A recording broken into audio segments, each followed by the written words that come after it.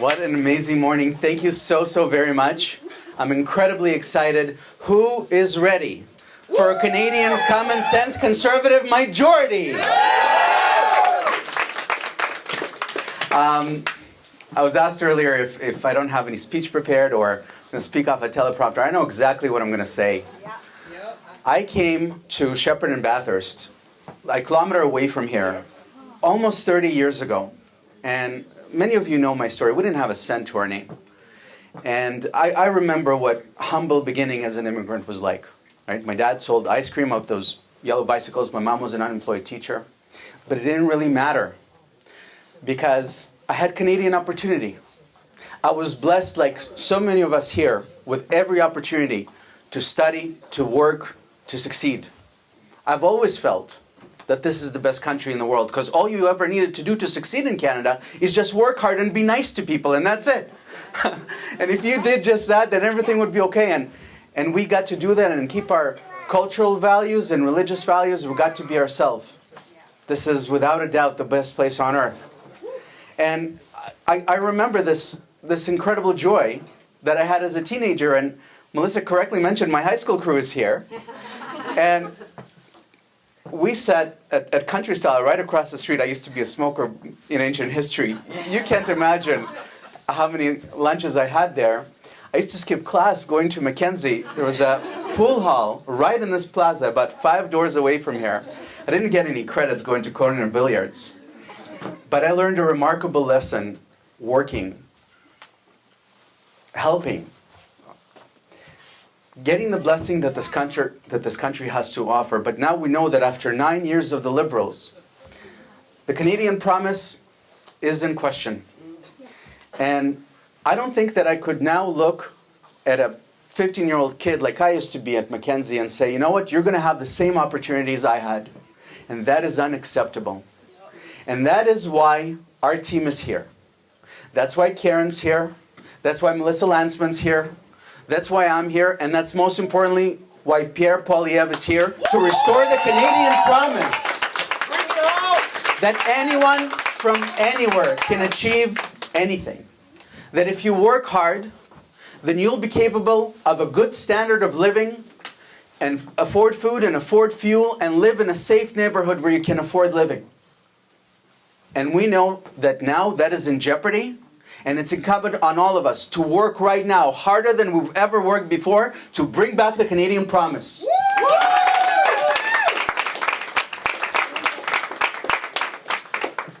This election, the choice couldn't be any more clear. I want to tell you very quickly what I hear at the door.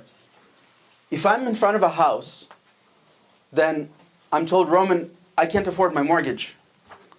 And if I'm in a rental building, people tell me I can't afford my rent.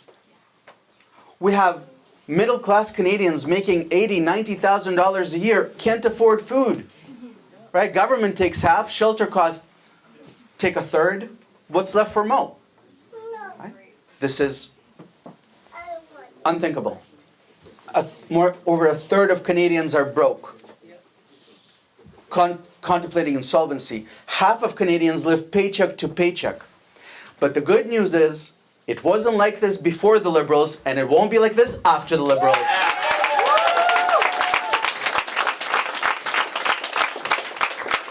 We're framing the debate. This election is about affordability. Being able to live in a dignified fashion in a country that we love. Okay, so let's talk about affordability very quickly. Again, we have a very clear choice between Mark Carney, Justin Trudeau's economic advisor. Don't let anyone tell you otherwise. See newspaper articles going back at least to 2020. All right, so Mark Carney has never met a version of a carbon tax that he didn't like. First he said that the carbon tax is too low. Then he started running for leader and said he still believes in pricing and carbon pricing, but he's going to put it on big polluters, and then wasn't able to explain how it's not going to trickle down to the consumer, right? Because apparently you don't buy this steel, you don't own a microwave or a cell phone or... Okay, then a week later, he came up with carbon credits. And then a week later, he went back to the carbon tax. We don't want a carbon tax. We don't want a carny tax. The Conservatives are going to axe the tax once and for good to make life more affordable on food and fuel and everything else. Axe the tax. Woo!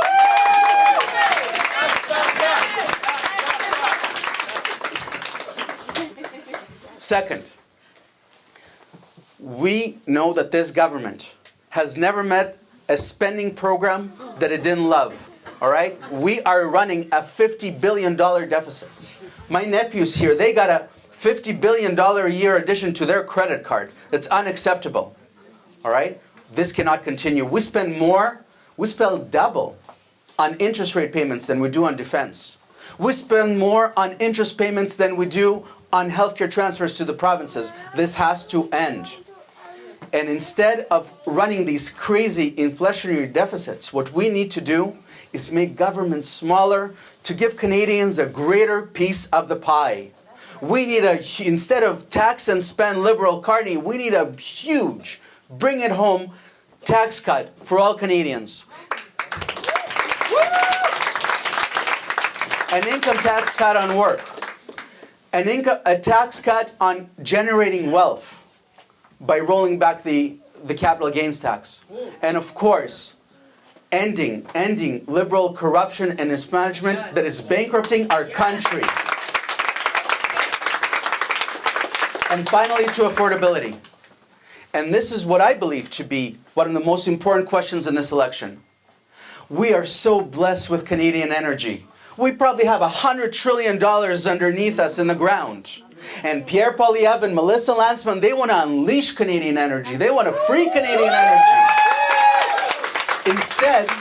Instead of Mark Carney's net zero fantasy that the entire world has now walked away from, we need to open up our natural resources and make Canada a wealthy country.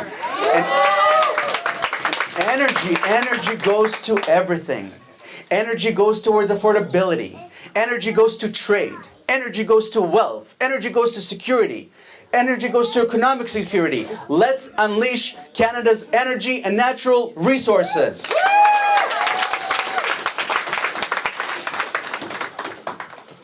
One of the issues that I hear most about is crime. I know loved ones in this room affected by crime on our streets. This is something that I take very personally. As someone who practiced law for 12 years and subsequently another 3 years, I understand what's happening in our justice system. We have a revolving door. We have a very small amount of criminals committing almost all the crime. We need to put an end to it. We have a ridiculous bail system and a ridiculous sentencing system. We need jail, not bail. Jail, not bail. Conservative majority is going to affect major bail reform and sentencing reform to return safety on our streets, end the crime, end the lawlessness on our streets. Enough. Housing. It's every young person, every person should feel optimistic that they could own a home or a piece of land that they can call home. All right? But that's no longer affordable. That's impossible. And that brings down everything. Productivity, mood, way of life. We need to figure this out. It's probably one of our most challenging files. And I love the fact that Pierre is very, very clear about this. It's a major challenge. But we're going to take a major step forward towards home affordability. First of all, we're going to axe the GST on new construction. Right? 5% down. We are going to devolve. We're going to unleash federal land. Yes, Jakey. We're going to unleash federal land, 6,000 buildings and pieces of land that Canadians would be able to enjoy by putting them out there on the market. And finally, we have to reframe the conversation with the bureaucrats in the city. All right? If they want infrastructure money, we need to do something about development charges. If they want infrastructure money, then we need to do something about the approval process. You can't be waiting for 4 years for an approval to start building a home. That ends.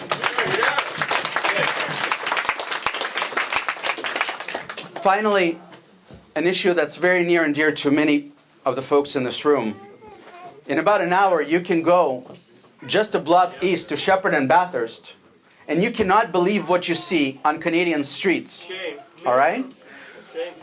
I've always believed that freedom of speech is the most precious right of them all. Because through speech, we defend all other rights, right? But when you come to where a community lives and intimidate them, that's no longer free speech. When you walk down the streets of Bathurst Manor with an effigy of a body in the trunk of your car and accusing residents of murder, that's no longer protected speech. All right? And this is on all levels of government. And this is on the Trudeau government for fostering this environment where the Jewish community no longer feels safe to live in our own country. This is absurd, and this has to come to an end.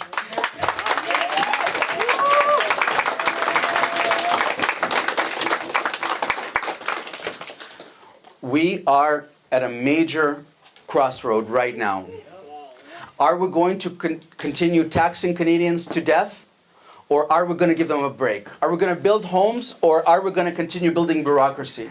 Are we going to continue spending, or are we going to start living within our means? Are we going to unleash Canada's natural resources, or are we going to maintain this net zero fantasy that's shooting ourselves on the foot?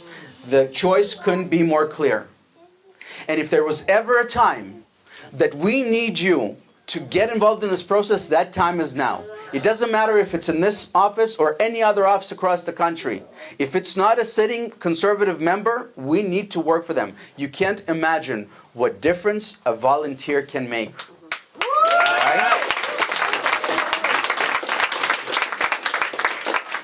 I am optimistic. I've always been an optimist.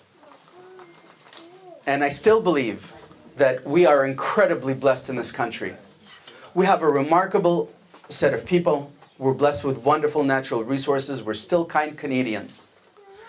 And we put before Canadians a remarkable team of people led by Pierre Poilievre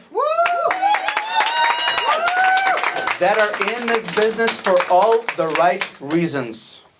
I'm incredibly, incredibly touched by this incredible, incredible turnout.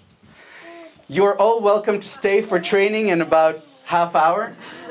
There's still bagels in the back. I am thankful to you sincerely. I'm incredibly grateful to my friend Melissa Landsman and to Karen Stins. I thank my team. I thank Pierre for the opportunity to be here. And I thank all of you and all Canadians for the choice that we're about to make in electing a Conservative majority government. Let's bring it home.